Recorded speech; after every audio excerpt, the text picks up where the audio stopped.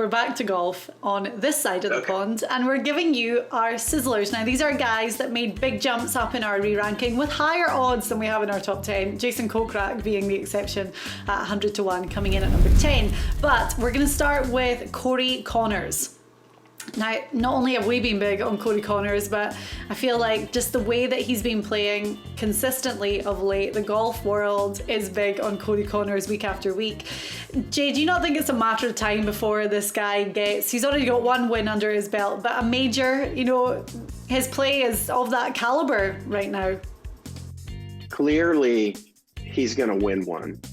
He has the game, and I just have this feeling that if he wins just one in his career, it's going to be a U.S. Open. He has that style of play, and he's been on such a rise with his play since the year started, really. And of course, we need to get another Canadian a major. I think it's been since Mike Weir won the Masters that we have had a Canadian hoist a major championship. Why do we like Corey Connors? Well, other than his steady play, he's ranks 10th on driving accuracy on the PGA Tour. And as you and Elk discussed before, if you can't keep it in play this week, you have absolutely zero chance. Yeah. So the fact that he's going to keep it in play is a positive. He's also 8th in green and regulation. So he's in play. He's going to hit greens. Can he make putts? His putting average is 70th on tour, which isn't too bad. I have this sneaky feeling that we might see a Canadian in the final group come Sunday. Well, we were saying that we're almost looking for the Rocco Media of the field this year, and that being, you know, kind of one of the medium range hitters that has higher accuracy and great putting stats. And he's 121st for distance on the PGA Tour. So looking at that number in itself, he's not one of the long hitters out there. So Corey Connors could be the Rocco of 2021. Yeah, you know, Rocco was one of those crafty swingers, right? He had a kind of awkward swing. He always had back issues. And at that point in his life when he was battling Tiger, I mean, talk about a folk hero. Maybe Corey Connors is that guy, but the Canadian version. He's definitely a little more of a player with length that can get out there. And he's one of the best shot makers on tour. So it's not a surprise if we throw his name out there. It's not like we're springing his name on anybody. I think everybody expects this guy to do big things on tour. This could be the start of it. Okay, Corey Connors at 66 to 1. Well, our second Sizzler has already proven that he can win the US Open and win the US Open in California. Gary Woodland, who won at Pebble in 2019. Yes, 2019. He is our second Sizzler this week. Woodland is 80 to 1. We know that he took a dip in form and he was injured. He kind of kept it quiet at the time, but he was obviously really battling hard. He's coming out of that, and we have seen some really encouraging signs. Do you think Woodland's going to make his grand return to the winner's circle at the US Open? The short answer is no, but I do think he's going to play really well this week. And you're right, like, we were so down on Gary Woodland that he was constantly in our Fizzler list all through last year after COVID. And then at the beginning of this year, I mean, he really has not played very well, but he is showing signs. Clearly, he's capable of conquering a U.S. Open, USGA layout. He is back in California. The thing that we like about him is when we spit the chart out, he's 10th in driving distance, so he's going to be out there.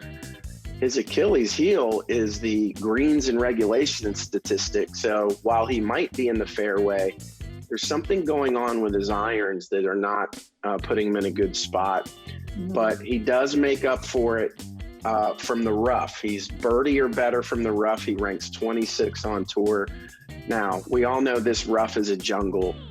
Oh, I think mentioned 8 inches of rough. Is that even like legal? Can you even do something like that on a golf course? I don't think that's realistic for anybody to get out of it, but apparently this guy has shown the skill to do so. So if he's going to crown his turnaround, it could very well be this week where he's going to be familiar with that U.S. Open nightmare layout. I know, it really is going to be. Okay, so Gary Woodland is our second Sizzler. The third one, I'm going to flip-flop something here, and you're not allowed to be mad at me for it, but you wanted to put Charlie Hoffman as a dark horse, but I'm going to say that Charlie Hoffman is a Sizzler this week. Because he's 100-1, and when we did our re-ranking, he jumped all the way up to number 11. So we have to put him as a Sizzler.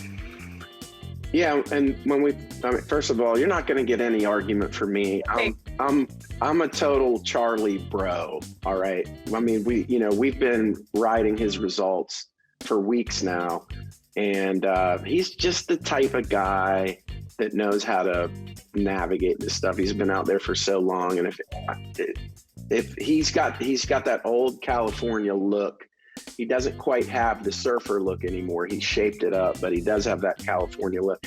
But I'm with you. Like, Charlie Hoffman's numbers across the board are staggeringly consistent.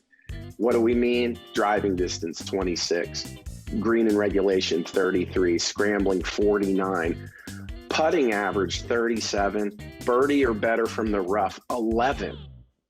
I mean, like, I can't believe this guy's not in our top 10, Diane.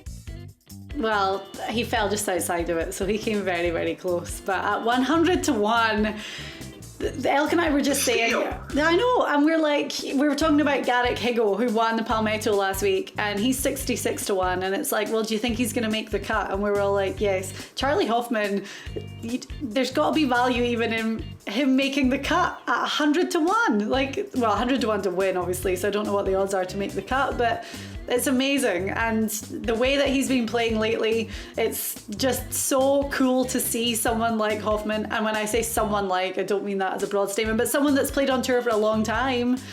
And we've seen this season where, you've got the likes of Stuart Sink, Steve Stricker, I'm trying to think of some other names of guys. I mean, even Bo Van Pelt played so great last week at Congaree.